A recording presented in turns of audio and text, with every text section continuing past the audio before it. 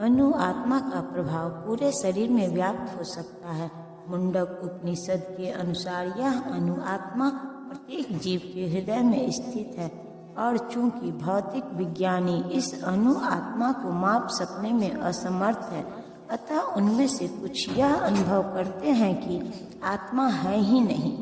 व्यष्टि आत्मा को तो निसंदेह परमात्मा के साथ हृदय में है और इसीलिए शारीरिक गतियों की सारी शक्ति शरीर के इसी भाग से उद्भूत है। जो लाल रक्त कण फेफड़ों से ऑक्सीजन ले जाते हैं वे आत्मा से ही शक्ति प्राप्त करते हैं। अतः जब आत्मा इस स्थान से निकल जाता है तो रक्तोपात संयलन बंद हो जाता है। औषधि विज्ञान लाल रक्त कणों की महत्ता को तो स्वीकार करता है, किंतु वह यह निश्चित नहीं कर पाता कि शक्ति का स्रोत आत्मा है। जो भी हो, औषधि विज्ञान यह स्वीकार करता है कि शरीर की सारी शक्ति उद्गम स्थल हृदय है। पूर्ण आत्मा के ऐसे अनुकणों की तुलना सूर्य प्रकाश के कणों से की जाती है। इस सूर्य प्रकाश में असंख्य तेजोमय अणु होते हैं। इस प्रकार परमेश्वर के अंश उनकी किरणों के परमाणु स्फुलिंग हैं और प्रभा या पराशक्ति कहलाते हैं। अतः चाहे कोई वैदिक ज्ञान का अनुगामी हो या आधुनिक विज्ञान का, वह शरीर में आत्मा के अस्तित्व को नकार नहीं सकता। भगवान ने स्वयं भगवत गीता में आत्मा के इस विज्ञान का विशद वर्णन किया है। अविनाशी, अप्रमेय तथा शाश्वत जीव के भौतिक शरीर का अंत अवश्यंभावी है। अतः हे भरतवंशी, युद्ध करो। भौतिक शरीर स्वभाव से नाशमान है, यह तत्क्षण नष्ट हो सकता है और 100 वर्ष बाद भी यह एक केवल समय की बात है।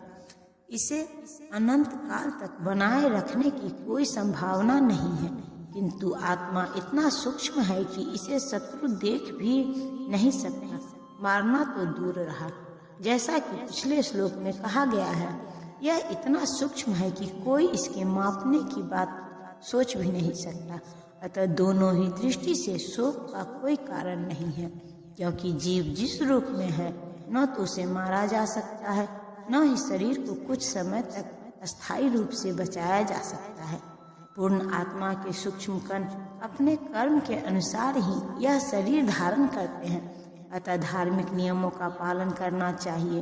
वेदांत सूत्र में जीव को प्रकाश बताया गया है, क्योंकि वह परम प्रकाश का अंश है। जिस प्रकार सूर्य का प्रकाश सारे ब्रह्मांड का पोषण करता है, उसी प्रकार आत्मा के प्रकाश से इस भौतिक देह का पोषण होता है। जैसे ही आत्मा इस भौतिक शरीर से बाहर निकल जाता है, शरीर सड़ने लगता है। अतः आत्मा ही शरीर का पोषक है। शरीर अपने आप में महत्वहीन है, इसीलिए अर्जुन को उपदेश दिया गया है कि वह युद्ध करे और भौतिक शारीरिक कारणों से धर्म की बलि न होने दे। जो इस जीवात्मा को मारने वाला समझता है तथा जो इसे मरा हुआ समझता है, ये दोनों ही अज्ञानी हैं, क्योंकि आत्मा न तो मरता है और न मारा जाता है। जब देहधारी जीव को किसी घातक हथियार से आघात पहुंचाया जाता है, तो यह समझ लेना चाहिए कि शरीर के भीतर का जीवात्मा मरा नहीं। आत्मा इतना सूक्ष्म है कि इसे किसी तरह के भौतिक हथियार से मार पाना असंभव है, जैसा कि अगले श्लोकों से स्पष्ट हो जाएगा। न ही जीवात्मा अपने आध्यात्मिक स्वरूप के कारण बद्ध है, जिसे मारा जाता है या जिसे मरा हुआ समझा जाता है, वह केवल शरीर होता है। किंतु इसका तात्पर्य शरीर के वध को प्रोत्साहित करना नहीं है। वैदिक आदेश है, मां हिंस्यात् सर्वभूतानि, किसी भी जीव की हिंसा न करो, न ही जीवात्मा अवध्य है। का अर्थ यह है कि पशु हिंसा को प्रोत्साहन दिया जाए।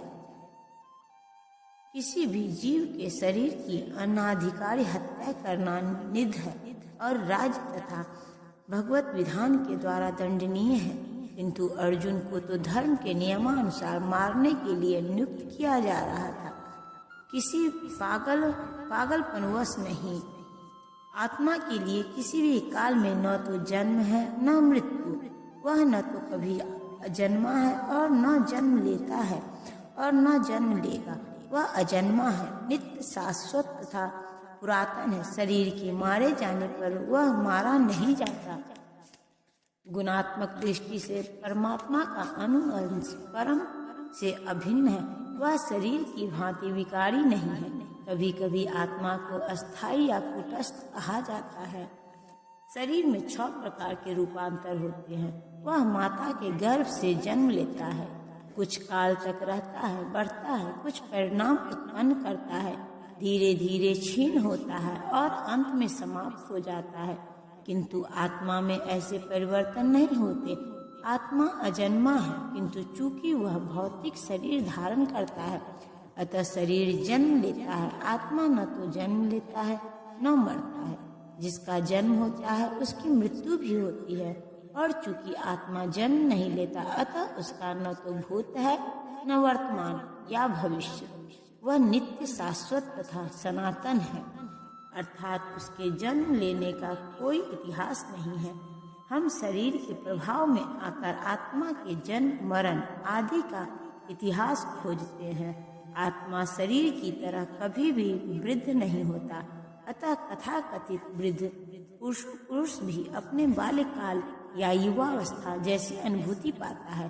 शरीर के परिवर्तनों का आत्मा पर कोई प्रभाव नहीं पड़ता। आत्मा वृक्ष या किसी अन्य भौतिक वस्तु की तरह क्षीण नहीं होता। आत्मा की कोई उपसृष्टि नहीं होती। शरीर की उपसृष्टि संतानें हैं और वे भी व्यष्टि आत्माएं हैं, और शरीर के कारण वे किसी न किसी की संतानें प्रतीत होती हैं। शरीर की वृद्धि आत्मा की उपस्थिति के कारण होती है, किंतु आत्मा के न तो कोई उपवृद्धि है, न ही उसमें कोई परिवर्तन होता है। अतः आत्मा शरीर के 6 प्रकार के परिवर्तन से मुक्त है। भगवत गीता के श्लोक जैसा ही है, किंतु इस श्लोक में एक विशिष्ट शब्द विपश्चित का प्रयोग हुआ है, जिसका अर्थ है विद्वान या ज्ञान में। आत्मा ज्ञान से या चेतना से सदैव पूर्ण रहता है, अतः चेतना ही आत्मा का लक्षण है। यदि कोई हृदयस्थ आत्मा को नहीं खोज पाता, तब भी वह आत्मा की उपस्थिति की चेतना की उपस्थिति से जान सकता है। कभी कभी हम बादलों या अन्य कारणों से आकाश में सूर्य को नहीं देख पाते, किंतु सूर्य का प्रकाश सदैव विद्यमान रहता है। अतः हमें विश्वास हो जाता है कि यह दिन का समय है। प्रातः काल ज्यों ही आकाश में थोड़ा सा सूर्य प्रकाश दिखता है, तो हम समझ जाते हैं कि सूर्य आकाश में है।